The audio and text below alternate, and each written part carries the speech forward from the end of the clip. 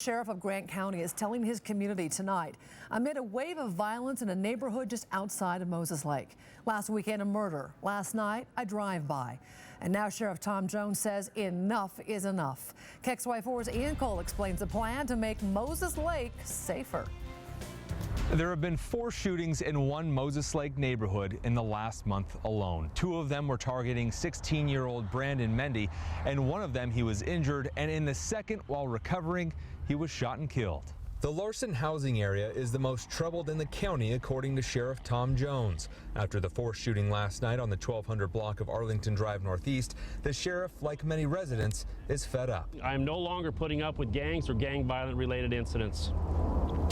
I'm also here to tell you that members of this community that more help is on the way. The sheriff plans to establish a stronger presence in the area and tell deputies to pull over suspicious cars. This will come in the form of routine patrols and task force operations.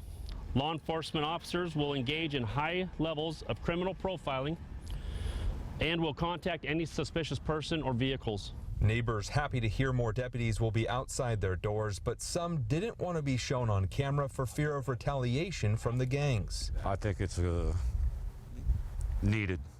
It's tragic that the young kids are being killed. Sheriff Jones will hold a town hall in Moses Lake Wednesday night to get the neighborhood's feedback.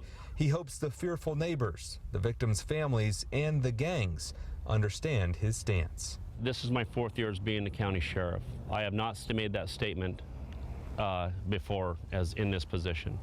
I am telling you, I'm making that statement today. We are done. We're going to work with the communities, and we're going to make sure that we take back our communities from this criminal element. The sheriff plans to implement those changes immediately. In Moses Lake, Ian Cull, KXLY4 News.